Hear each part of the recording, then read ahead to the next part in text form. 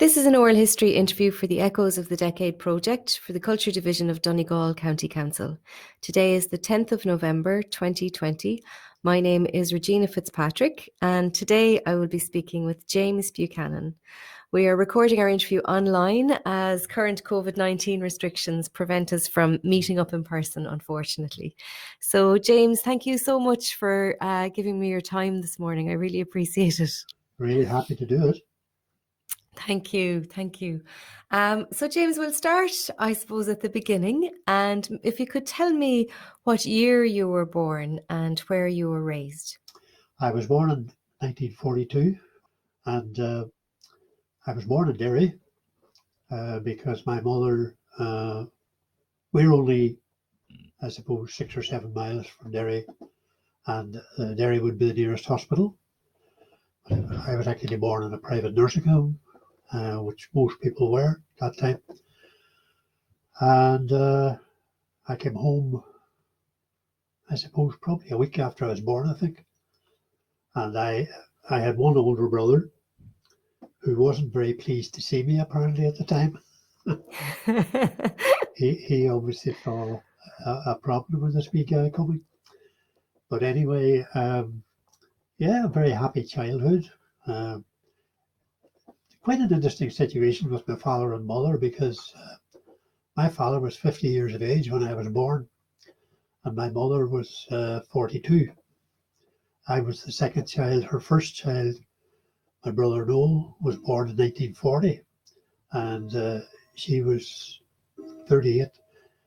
No, correction, she was 40 when I was born. She was 38 when Noel was born. But did have a very happy childhood, most of which was spent on the farm. The farm which my father worked on and ran is about a 250-acre farm, mixed farm at that time. He had been, he was in the First World War. After the First World War, he went to Canada and eventually to the United States, to Los Angeles. And during the time he was there, his uncle kept writing to him and asking him to come back and take over this farm that the uncle had. The uncle was a brother of my father's mother, so my grandmother's brother, and he wasn't married. So the farm at that time was let, and was let for quite a long time.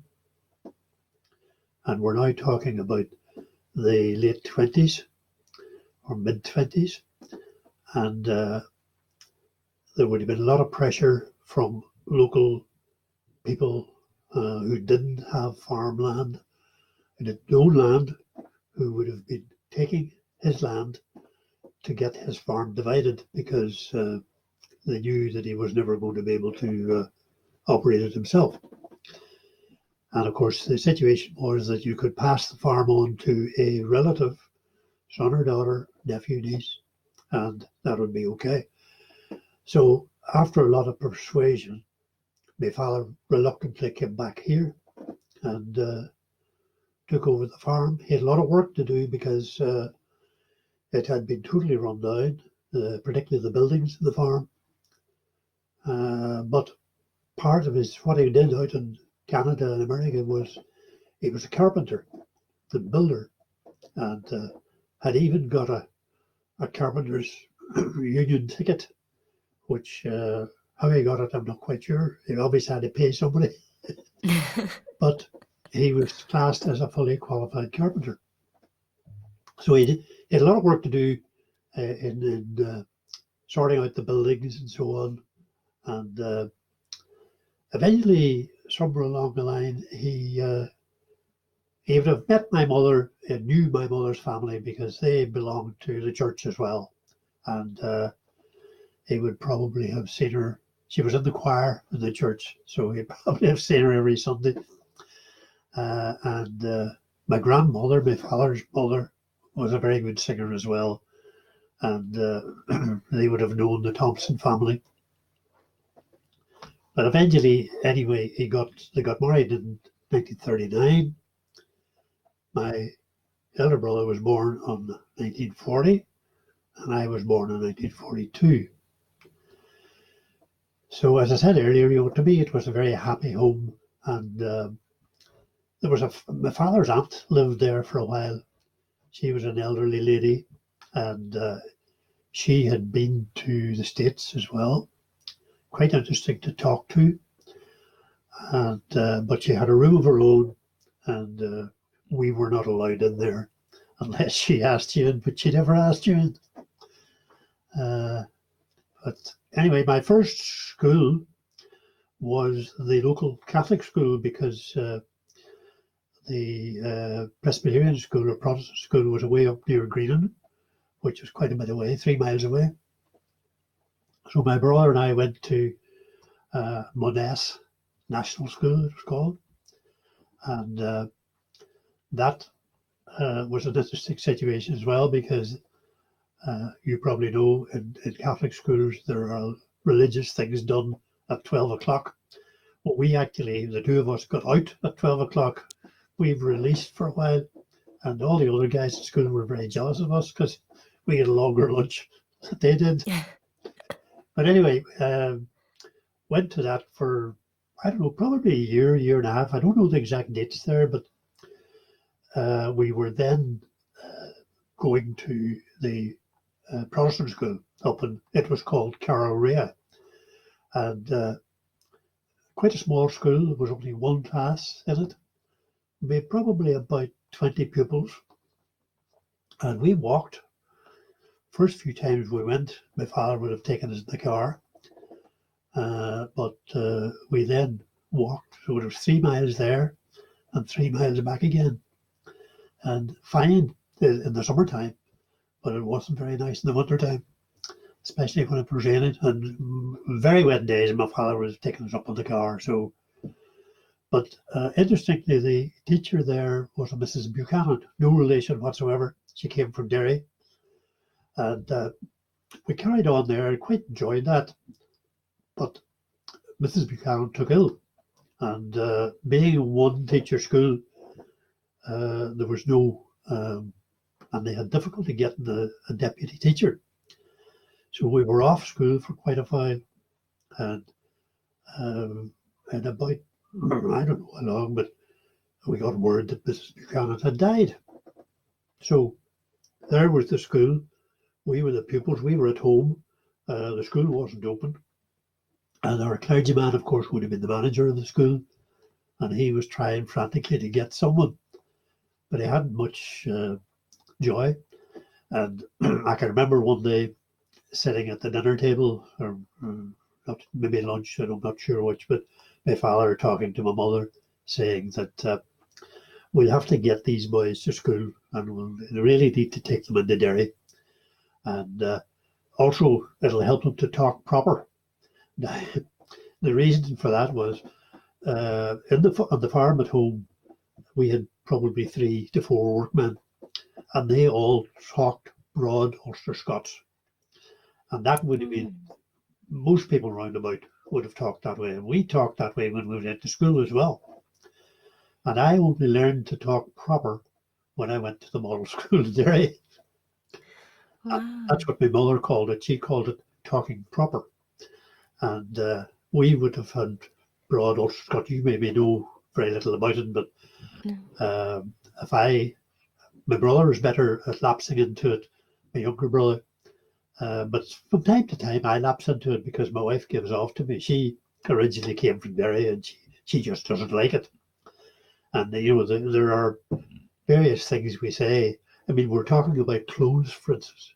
Clothes are clays, CLAYS, and if you're talking about putting your arm into something, you'd say it's up to your oxter, which is here, and canny date, and that means I can't do it.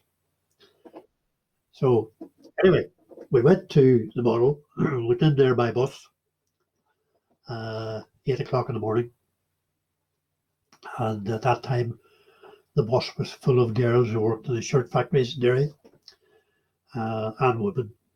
And we had a bit of probably 20 or 30 minutes to kill when we went in, because school didn't open till 9 o'clock. The bus was in Derry at about 8:30, but we walked up from the bus stop up to through Queen Street, Clarendon Street, across Northland Road to the model school. And as I'm talking to you about that, I can still visualize that myself, because there were a number of other families from the church who went there as well, and there was quite a group of us eventually going in on that bus. And can you tell me, sorry to interrupt you, James, what was the name of the church that you would have been associated with? Burt Presbyterian Church. Burt Presbyterian. So a number of children from that church would have all been getting the bus. Quite a few the children who were at the school, the Carrea school, whenever the teacher died, yes, decided at that point that send their children to Derry. And the school, the only people who continued to go to that school when they eventually got a replacement teacher were the people who lived fairly close by and maybe couldn't afford to send their children in the bus. Because we had to pay for the bus, it wasn't a free bus in those days. And you had to pay for your lunch as well. But I really enjoyed my time at the model school in Derry, because it was very well run, great discipline, and excellent teachers. And would this have been at the end of the 40s, early 50s, James, around that time? About 48, 49. Recently, there was a couple of years ago, there was an open day at that school because they were celebrating their, I think, 125th anniversary or something. And we were able to go in, and I was able to look up my records, my brother's records, and that was quite interesting. That's when I found out what year I actually did go, because up until that point, when you were that age, the year didn't matter too much to you. You were just concerned what would happen tomorrow and so on. But it was, I think, 49 when we went to Derry first. And that continued. So we would go to school, come out of school at 3:30, go down to the bus depot and wait the bus. And the bus was about 4:30, I think, so you had quite a bit of time to wait. And when we got a wee bit more confident about the big city of Derry, we started to go up to the shops and look at what was available. We had no money to buy anything, and the only money we had was the money to buy our lunch. So we were only looking at the shops. We were not buying anything. But that continued. I went right through. I started school on what we called second class, and come right through to 7th class. And at that stage, then I had to decide what I was going to do and where I was going to go.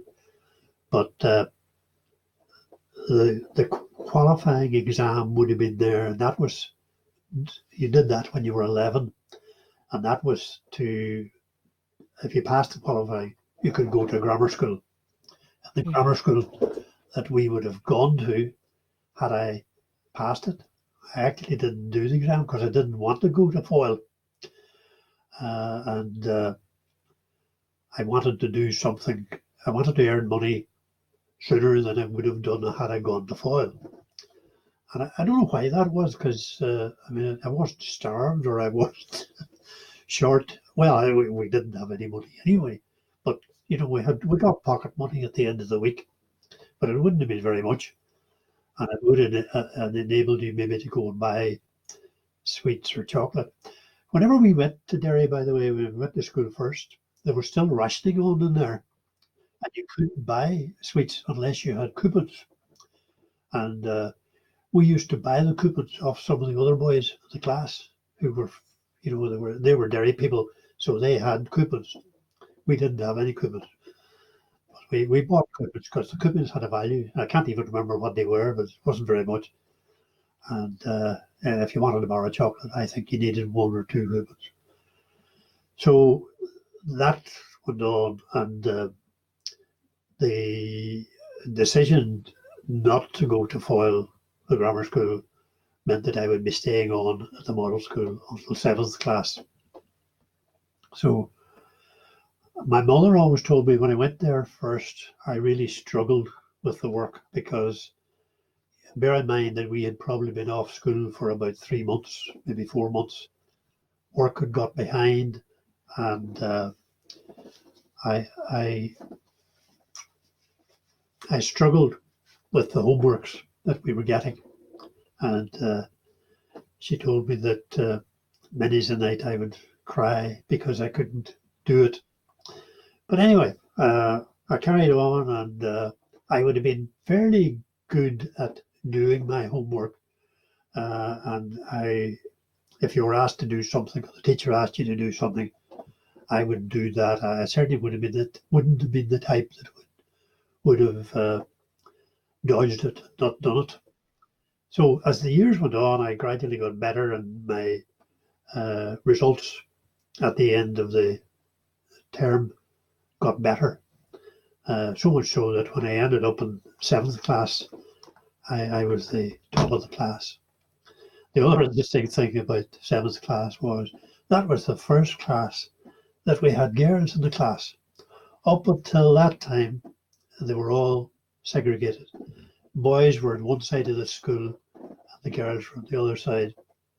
And the only time we mixed was there used to be a program on the radio called Singing for Schools or something, and we would join up with the girls' class the same age as us for this singing thing. But once that was over, away they went to their side, we went back to our side. So it was, I found when I got to 7th class, school was quite interesting, because that would have been the year really you kind of discovered girls. And then I sat an entrance exam for the Londonderry Technical College, as it was called those days. It's now the Northwest Regional College. It's actually a very good and very big college, but it was so-called technical college. But I did the examination for the commercial. I really wanted to go into business some way or other, because my uncle, my father's brother, had a business in Derry, and my mother would have been quite keen for me to go in with him, or maybe go into the bank or something like that. So that's why I did the commercial course. So I did that course, and I got I can't remember the word for it now, but it was a sort of top grade results. So I done pretty well. And you also did an elementary leaving certificate, and I did that, and I got honours in that. So I was quite pleased with the way that I had progressed in that school. And I always say that the model school in Derry gave me a very good education, really good education. And I was only at the Tech now for about a year and a half, but there I learned to type, I learned shorthand, I learned French, I learned what we called commerce, which would now be called business studies. And I quite liked that, actually. And geography was the other thing, and geography was always my top subject. So during the time I was at the Tech, I was only at the Tech really for a year and a half, but during there was one of the headmaster, I think, came up to the class and wanted to know, would anybody be interested in a job in a travel agency? And I thought that would be quite interesting, because I loved boats and trains and aircraft. So I put up my hand, and basically I had to go then the next day, or maybe a couple of days later, for an interview to this travel agency in Derry, up Shipquay Street, 21 Shipquay Street. It was called the Lewis Travel Agency. and I was interviewed by a lady who was the owner. And the year before, I had been on a school trip to Belgium, one of the very first trips, because the tech in Derry was well ahead doing things like that. And my father encouraged me to go. Mind you, it didn't cost only £13, I think, but then you had to get some spending money as well. So I had to do various things to get this money gathered together. But anyway, I went on that trip, and it was travelling by boat and train.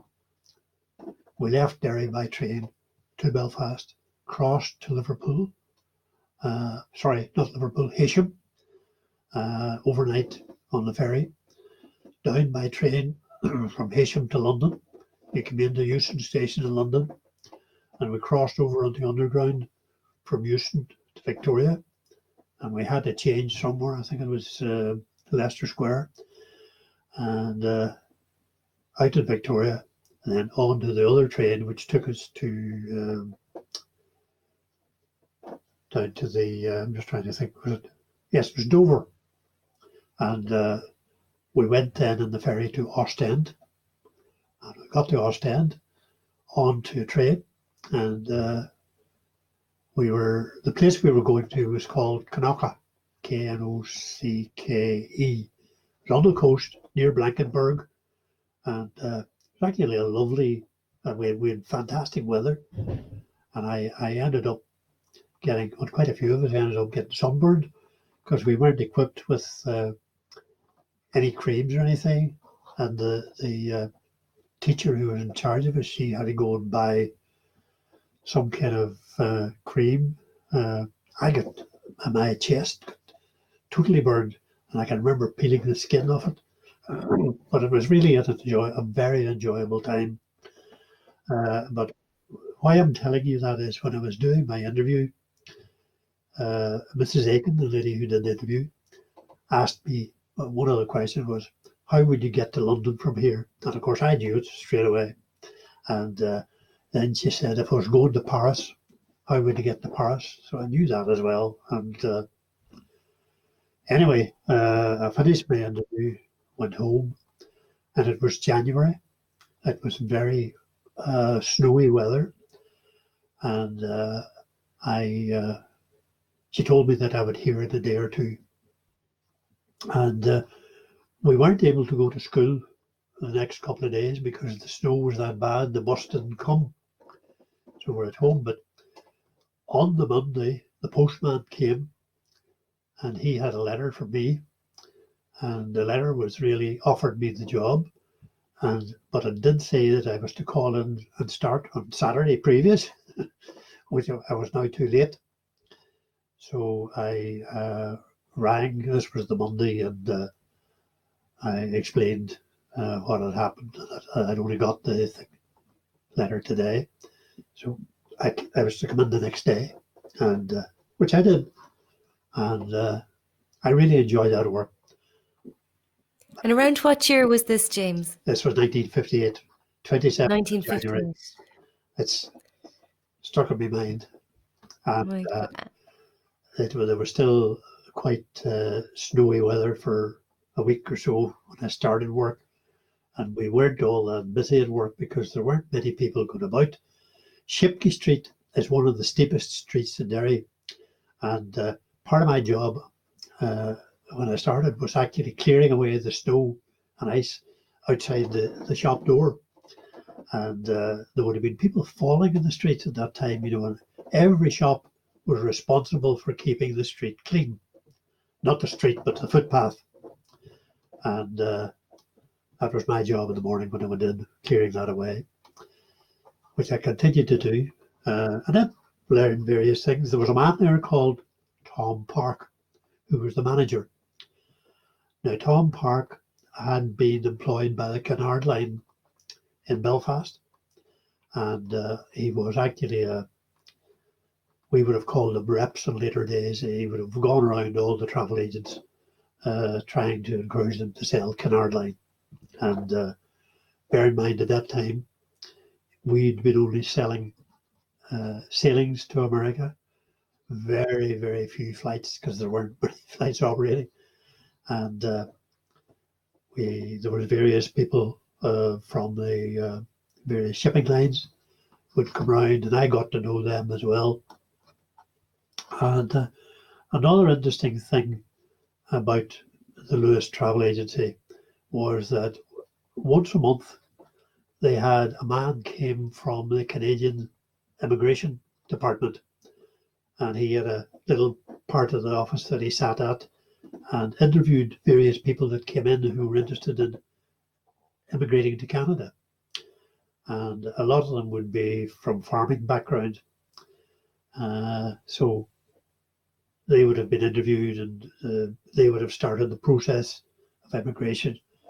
And we would then have probably come in behind that and booked their passage, which would have been probably with Canadian Pacific from Liverpool or Greenock. But a lot of the canard stuff that we did would be from Cove, Cork. Those ships, canard ships, came from Southampton, called it Cove, and went on to New York. And in the 1950s, how long would it take for a ship to get from Cove to New York? 7 days. 7 days. Well, 6 or 7, depending on which ship it was. Some were faster than others. So the interesting thing about that, Regina, is that when I retired a few years ago, my greatest wish was to cross the Atlantic in a liner. And of course, the only one that's doing that now, or we're not doing it at the moment, but was doing it then, was the new Queen Mary. And so I booked that, must be 2007 maybe. Oh, yes, it was 2006. And we went out. We went to Southampton, joined the ship at Southampton. But the Queen Mary no longer calls Cove, just go straight on to New York. And that was it only took that 6 days, I think. And we actually came back by air. And I so much enjoyed that. I came back and I sort of said to the family, I would love to take you on that or come back on it one way or the other. So what we decided to do was we flew out to New York. Now, this was taking my wife, my daughter, and her husband, and my daughter was pregnant at the time. And so that's what I keep telling Emily, that's when she was in New York. And my son Stuart, now he wasn't married at that time. So we went out on the flight directly from Belfast to New York by Continental Airlines, and stayed a couple of nights in New York, and then came back on the QM, which was very, very enjoyable. And my wife still wants to do another one. She really enjoyed it. The food is fantastic. The entertainment is fantastic. And the way you're looked after is out of this world. And you probably talk to people who have been on cruises, and they'll all tell you the same thing, that you get far too much food and you're spoiled rotten. When you were Cunard Line were specialists at that. And the entertainment that was on that ship was fantastic. But anyway, we should go back to I was starting back to the 1950s, yeah. 58, and mind you, I wasn't paid very much because my first wage was £2 a week. But the interesting thing is that I was able to give my mother money at the end of the week, and I still kept money to buy my lunch during the week and pay for my bus ticket. So, they must have been all very cheap. It went a long way. It went a long way. So going on, I started to really have an interest in the travel business, but I also had to have a business side to it as well, because to run any business, you need to know the difference between paying out money and keeping money and making a profit and all this sort of thing. So those things all interested me, but we went on, and I found there was various things that I would like to have done, but Mrs. Aiken, who owned the business, was coming near retirement, and she didn't. Well, we would say she didn't have much push about her, and I got a little bit frustrated from time to time, and I remember when I was buying a car, the bank manager I was borrowing from the bank to buy the car. It was £300, but the bank manager called me in. He knew my father, and he said, "Have you ever sort of thought in starting up on your own?" I said, "Yeah, I've thought about it, but it's not that easy. And what have you got to do when you were in those days when you were starting in the travel business? You would have to get a license from each airline, from each shipping company that you wanted to sell, and that wasn't easy to get because they would be very reluctant to give it to someone who they didn't really know, and because you were collecting money on behalf of the airline or on behalf of the shipping company, and they wanted to make sure that you wouldn't use that money, you know. Anyway, he said, if you're looking for money, give me a shout, and I'll get you started. But shortly after that, one of the customers that we had, who flew fairly frequently out to Spain, he had property in Spain. He had a hotel in Derry, and he rang me one day, and he said, "I want you to come down and talk to me." And I down to the hotel, and he gave me lunch, and he said, "I have got a shop becoming vacant in a property that he owned in Derry. Our property in Shipley Street was quite small, quite old, and not really capable of being renovated to any great degree, because that's what I wanted Mrs. Aiken to do, to try and renovate the property to look better. But to cut a long story short, he said, look, I'll talk to Mrs. Aiken and see if I can prod her along. And eventually we set up a limited company and took a lease on this property, this new property, which was a new building, multi-story building. And we went down there in April 1969. And at that point, I became a director of the company. It was only 10%, but at least that was 10%. And I was given the title of general manager. And we had other staff as well by this time. And I was really managing them, if you like. And at that time, I suppose, in 1969, I'd have been 27. And I quite enjoyed that side of it, building the business. And the next thing that we did, I'm just trying to get these dates in order. We opened another shop in the waterside, which is the other side of the River Foyle. And that would have been in 1972 when all the bombing was taking place. And really the reason for opening that shop was that we could go there if we were going to be bombed out. And we were bombed out. We were bombed out twice and burned out once. But anyway, by the time we were bombed, we had the shop going in Duke Street on the waterside. And we all went across there, but we couldn't, there wasn't room in the wee shop that we had for all the staff that we had. So, you know, some of the staff had to be sent home. But eventually we got temporary premises in the centre of the town, in the old Northern Counties Hotel. And we were only in there a week when somebody came into the office one day, and he was the doorman downstairs, and he said, "We need to get out, there's a bomb." And eventually we all went out, of course, and eventually found out that there was a bomb in the bathroom next door to where my office was. And the army had come in and blew the detonator off this bomb. It was attached to paint tins, and that's how they got in. They were dressed as painters, white coats, and placed this beside the bath in the bathroom. And if I had been there when that went off, I'd have been a bit of the rubble. And it's interesting, you know, when you look back at that, when you think your life was in danger, but you didn't really think of it at the time. We were just sort of struggling to keep on business and keep going. And everybody had the same kind of sign up: business as usual during alterations, or business as usual during repairs, and kept going.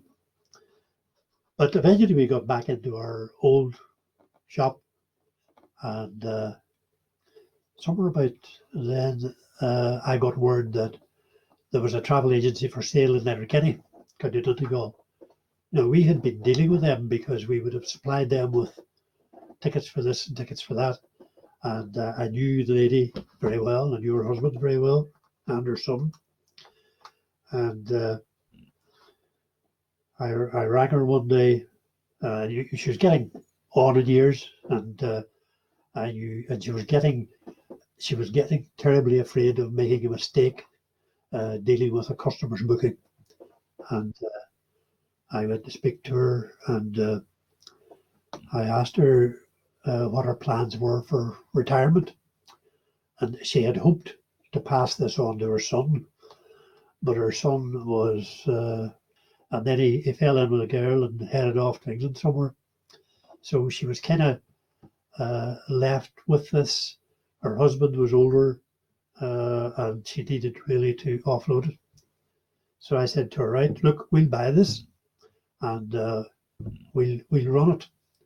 And because it was a pretty old shipping agency, she was very reluctant to hand it over. But she said to me one day, after we'd signed and everything was sorted out, she says, you know, if Mrs. Aiken had to come up here looking for that, I wouldn't have given it to her. I wouldn't have sold it to her. And the reason was, and I had forgotten about this, my brother, my younger brother, Stuart, was very ill on one occasion, and he had consumption. And he was taken in, rather than going to hospital, he was taken into my uncle's house in Clarendon Street in Derry. And the uncle said, look, I'll get a nurse. And the nurse happened to be Mrs. Horner's daughter. So she looked after my brother. And Mrs. Horner knew this, of course, and knew the Buchanans. And she said, a very nice family. So it all worked very well. But I got on very well with her. And a lot of people didn't like her because she was pretty sharp. And but I was very, just listened to her and agreed with everything she said. But she was nice. I hadn't a problem with her.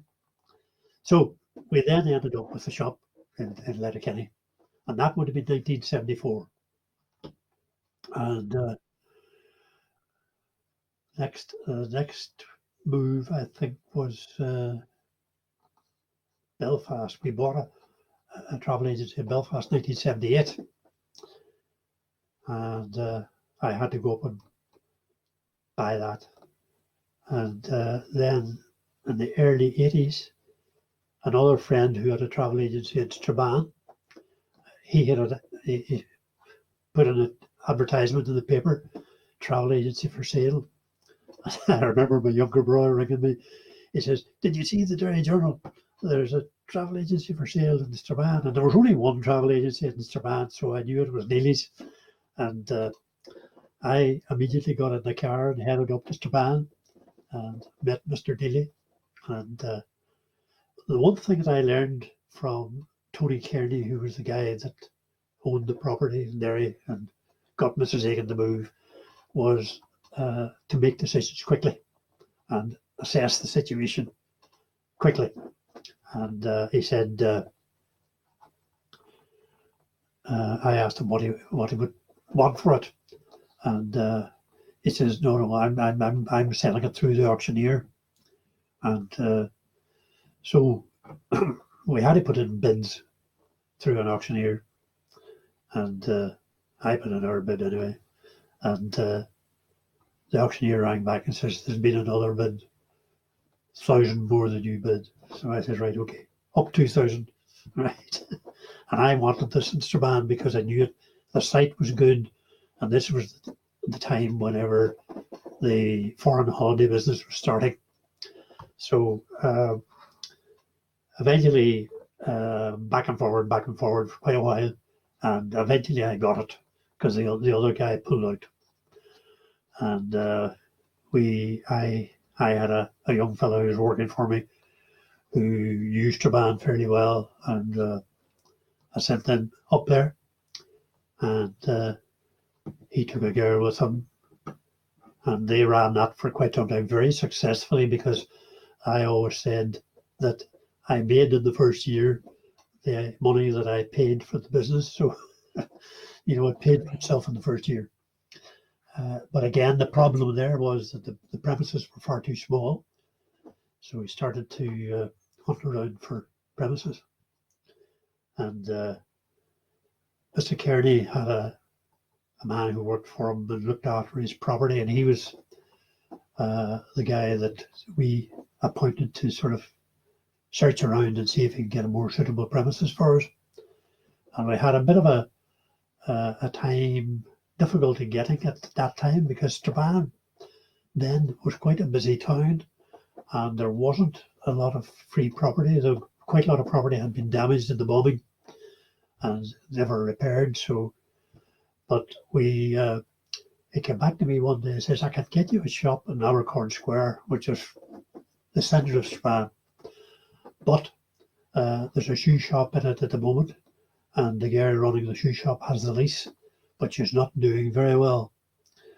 So what we had to do to get that shop was to buy the shoe business from the girl. And of course, buying that business, we got the lease.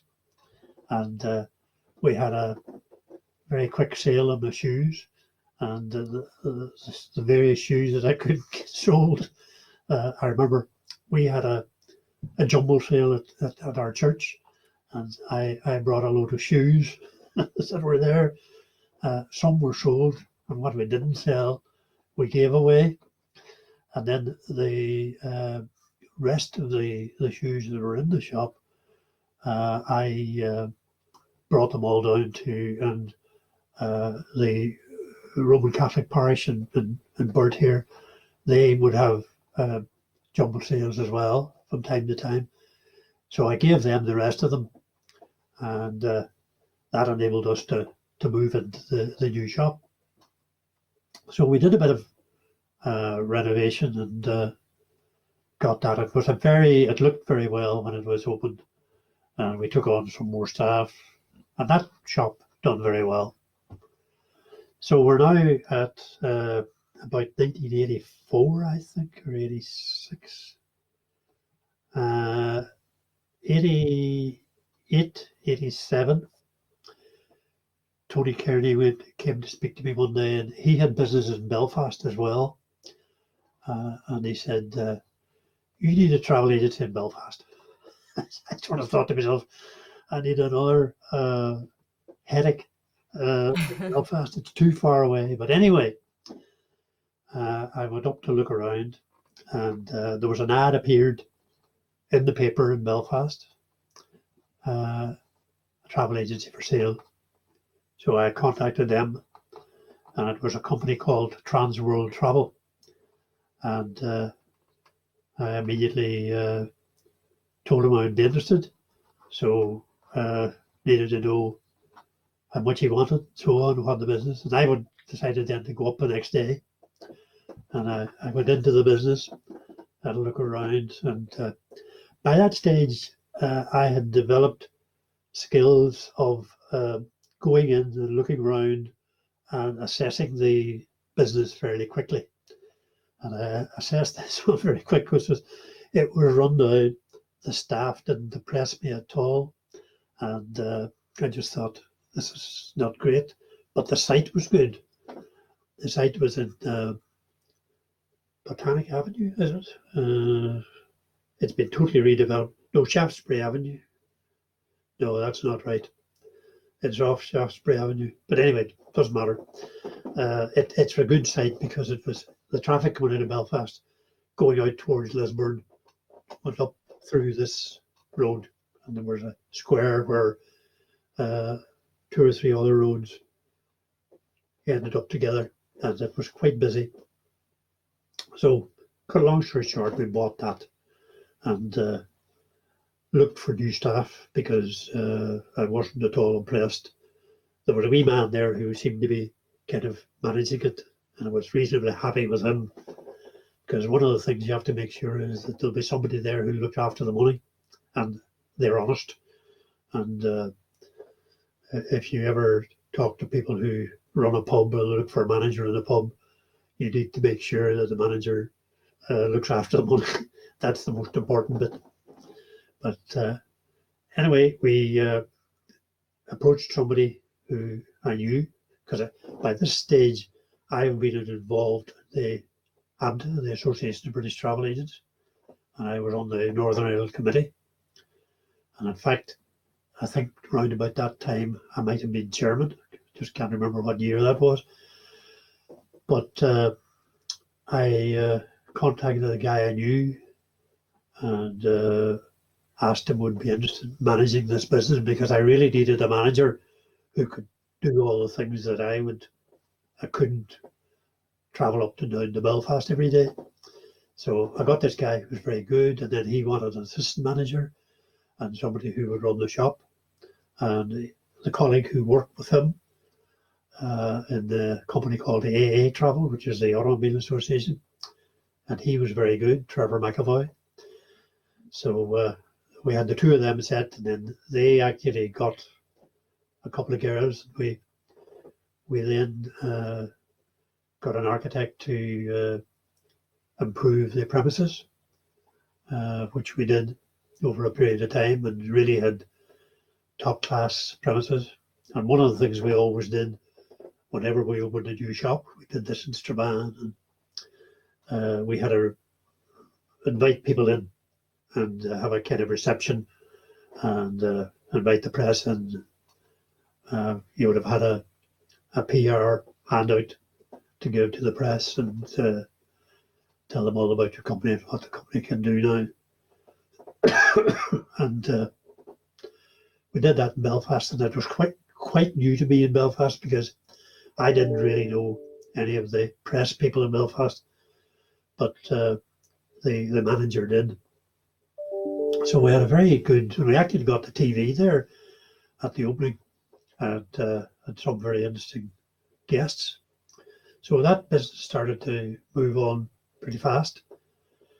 And then short time afterwards, I was approached by an accountant that I knew, who told me that his client, who has a travel agency in Limavady, she wanted to sell because she was having difficulty with her home life and running a business, finding it too tricky. So I met him. I didn't meet her at all because he didn't want me to meet her. And we discussed money, and eventually we reached the figures that I purchased that one. And it was called Limavady Travel Service. And at this time, we had, our limited company was called Lewis Fast Travel Limited. And the shop that we bought in Belfast was Transworld Travel. And I thought, and I was right, that, Lewis Fast Travel doesn't mean anything to anybody in Belfast. So we'll keep Transworld Travel. Same thing happened to Limavady Travel Service. And the girl who owned it said to me, "Are you going to change the name?" And I said, "I'm not really sure about that, because I'll need to watch how it goes, but I'm not changing the name initially anyway." But as it turned out, we didn't change the name. We still traded as Limavady Travel Service, which was owned by Lewis Fast Travel, and Transworld Travel was owned by Lewis Fast Travel as well. So we had 3 different businesses, if you like. And that the one in Letterkenny, by the way, I should have said to you, because it was in the Republic, there's a different way of licensing travel agencies in the Republic. You had to have a license. And to get a license, I needed to form an Irish company. So it was called Lewis Fast Travel Ireland Limited. And that's how that one operated. And that was just about the time that licensing came in by the government of the Republic. And I found that quite difficult because they were very stringent about your financial affairs, and we would have had a way of lending money from one company to the other to borrow from the bank. And the way that the Irish licensing came out, we couldn't really do that because they wouldn't accept borrowing from a company in Northern Ireland because it was outside the jurisdiction. So we then had to set up and make sure there was enough capital in Lewis Fast Travel Ireland. So that meant a bit of borrowing from the bank in Letterkenny, which we did. And it wasn't a great problem because our relationships with the bank would have been fairly good. And one of the things that you have in a travel agency, if it's running well, you have a lot of cash flow. And you only pay your airlines once a month. So you would have a lot of money from time to time sitting in your account. And that looks good from a bank manager's point of view. So we never had really any problem getting a loan or borrowing. And round about the middle of the 80s, the shop that we were in the Embassy Court, which was the new building that we went to in 69, was upstairs. It was on the first floor. And I really wanted a ground floor shop. And there was a shop further down the Strand Road, came up for sale. And my contact contacted the sellers, and eventually we agreed a price. And it was quite a big building, number 10 Strand Road, who ground floor shop and 2 floors up above, both of which, well, one of which was let. But anyway, we bought that, and I can well remember that was 1986 because my mother died that year, and I can remember visiting her in hospital and telling her that I've just bought my first property, because that was the first property that we actually owned. And she was very pleased at that. That we renovated that, and again had a big opening, very detailed opening, invited a lot of guests and so on. We had the same with the shop in Duke Street as well on the other side. I'm just trying to think when that was. That was 76, I think. We're now at 86. We've kind of jumped a bit. I suppose I would have been better having all these written out in front of me. No, this is perfect. No, not at all. Timeline. But the when we in '86, when we moved into that new property, I opened a business travel centre there as well, and the shop downstairs was probably one of the best looking travel agencies in Derry. Quite a bit bigger. We had room downstairs for 6 staff at the counter, and we had staff upstairs, and there was an insurance office on the upper floor who paid his rent. Eventually they moved out, and we took it over, and we had an accounts department who looked after the accounts for Lewis Fast Travel, looked after the accounts for Lewis Fast Travel Ireland, looked after the accounts for Limavady Travel Service, and for the one in Strabane as well, and the one in Belfast. So I had quite good staff. I had a couple of girls one girl who would be, nowadays you would call her an accountant, but we just called her a bookkeeper because she didn't have any qualifications, but was really very good. And the other girl who was the general manager was my sister-in-law. She was my wife's brother's wife, and a very reliable girl. So we continued. We're now in 86, and during that time, I think I would have been involved with the ABTA committee in Northern Ireland. And What was the name of the committee there? Sorry, the ABTA, ABTA, Association of British Travel Agents. And also at that time, the committee of that group would be meeting together fairly regularly. And ABTA was controlled from London, didn't really have any office staff or anything in Belfast. So some of the guys on the committee felt that we should have another organisation, and there was a Northern Ireland Passenger Agents Association set up. NIPA, was it? Passenger Agents Association.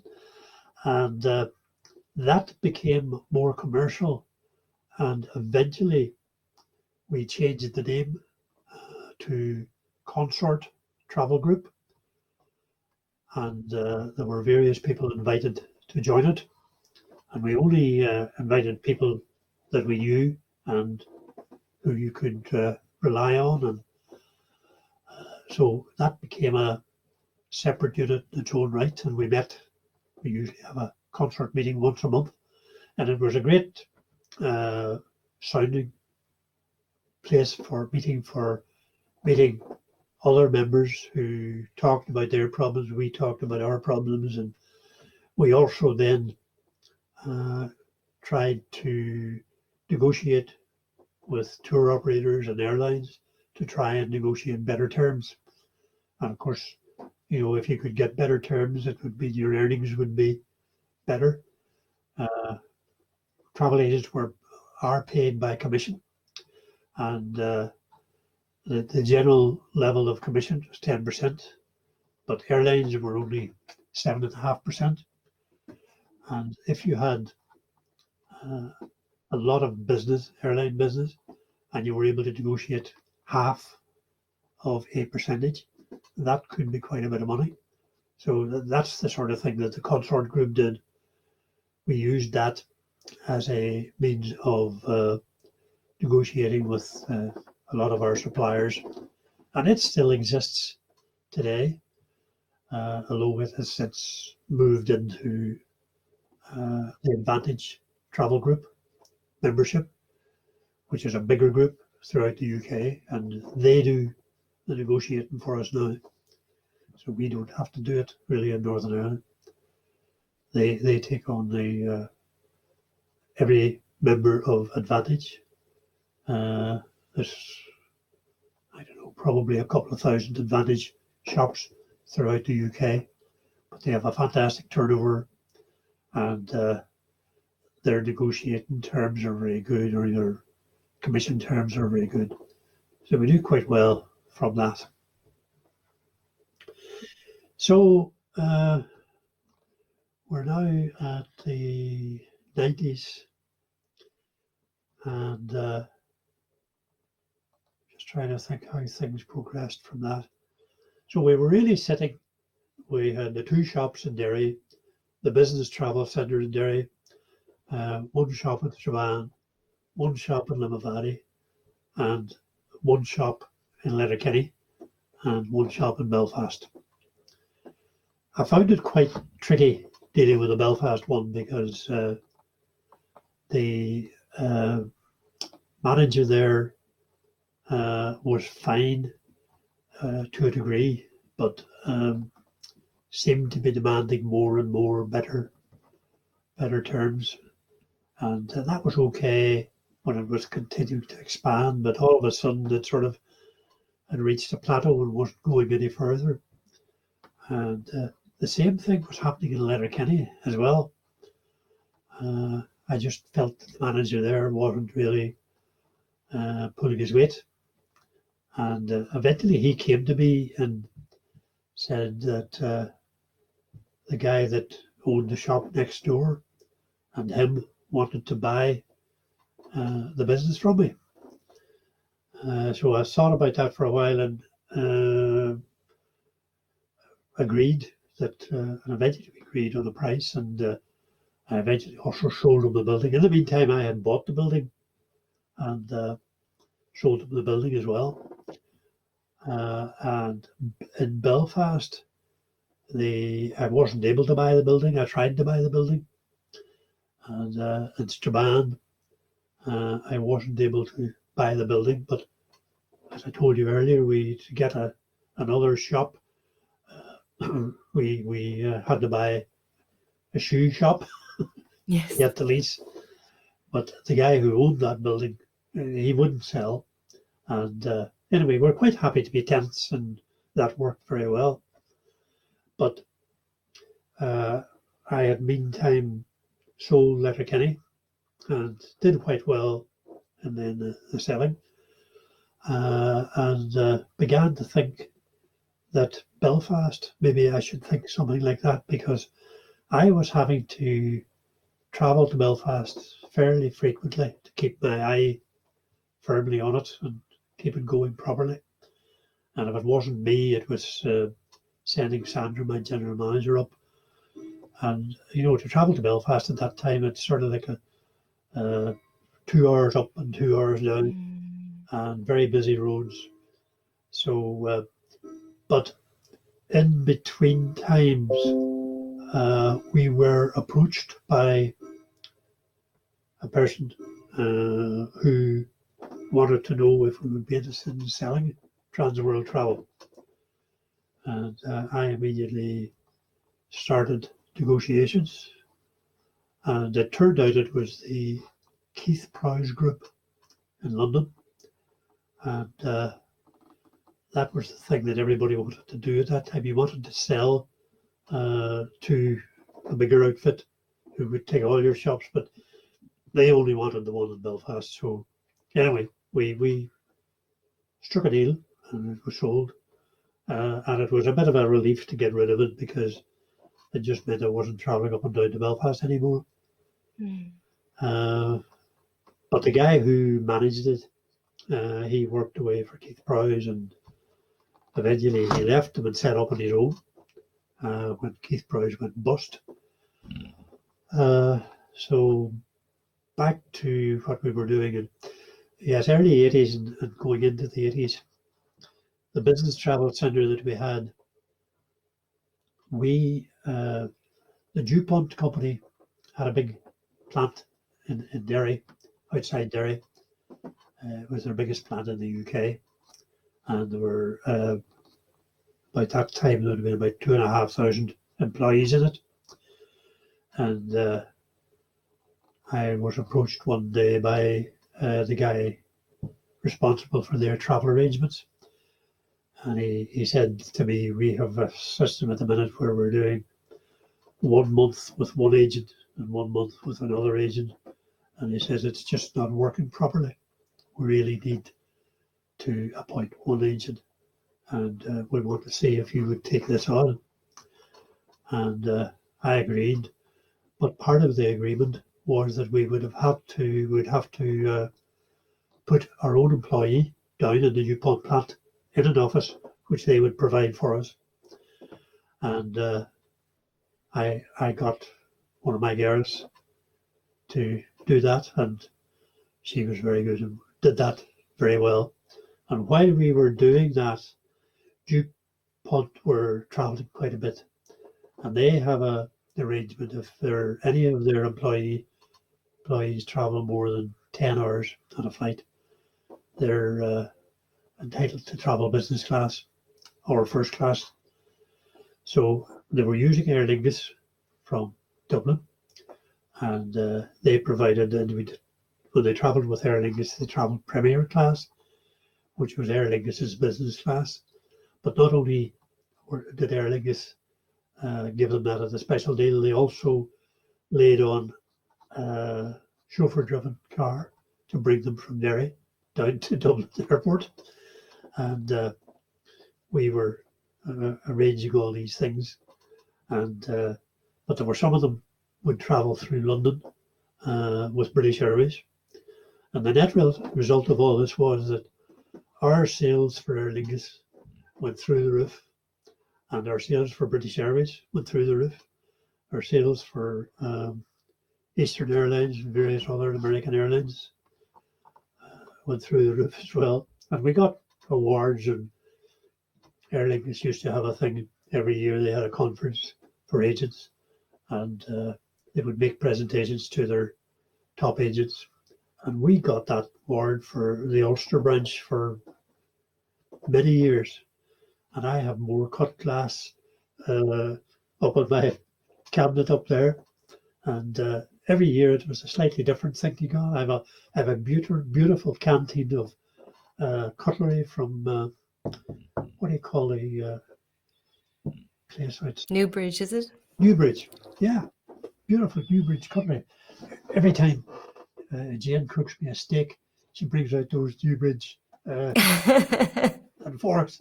They're lovely, very good quality. So we're ending up with all these things, and as well as getting the awards, you also got maybe an incentive payment, and so we were doing quite well at that time.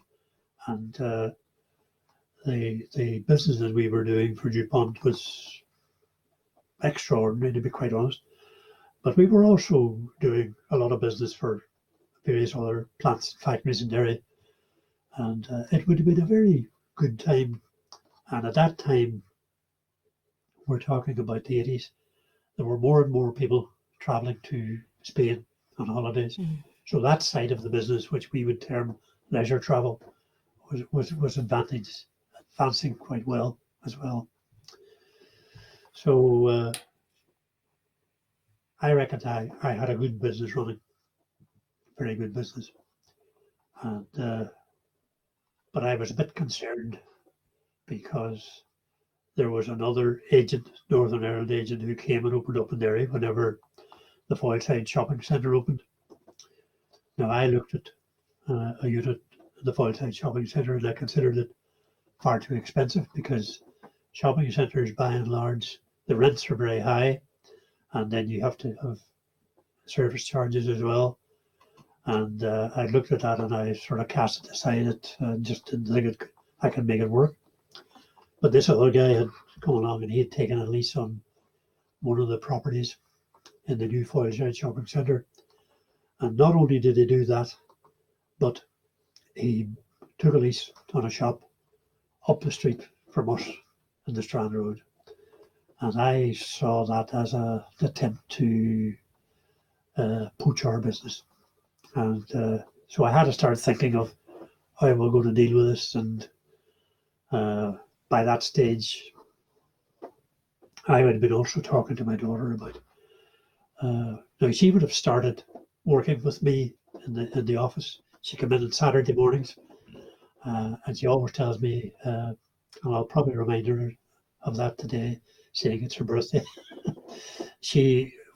When she was about 12, she came in. She made the tea and went for the post, and really learned the trade, if you like, from the bottom. And I reckon she was pretty good at it. And she went then to university. She was at Foyle College at that stage, and she decided to do hotel management. And we took her over to various universities in England. And when we were over there, one of the tutors said, "Why are you coming over here? Because you have actually, in the University of Ulster in Magee in Derry, one of the best hotel management courses in the UK." So we then started to look at that, and cut a long story short, she started this degree course at Magee College. And it was basically hotel management. And the last year was a year out, and she was actually placed at the Copthorne Tara Hotel in London, which at that time was owned by Aer Lingus.